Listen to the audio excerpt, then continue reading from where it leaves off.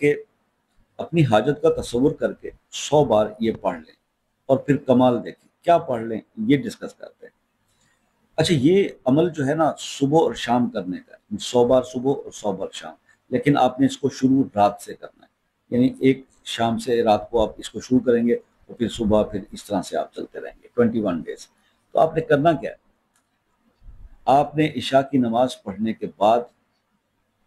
3 بار درود پڑھ لیں، اللہم صلی علی محمد و آل محمد پڑھ لیں،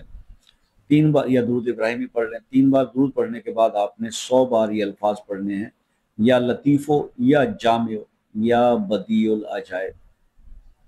یا لطیفو یا جامع یا بدیع العجائب، یہ آپ پڑھیں گے 100 بار، اور پھر 3 بار آپ نے درود شریف پڑھ لینا ہے، اور اس کو پڑھتے وقت اپنی حاجت کا تصور ذہن میں رکھنا ہے، جس مسئلے کے لیے بھی آپ پڑھ رہے ہیں، یا وہ یہ جب آپ عمل شروع کریں تو اس کو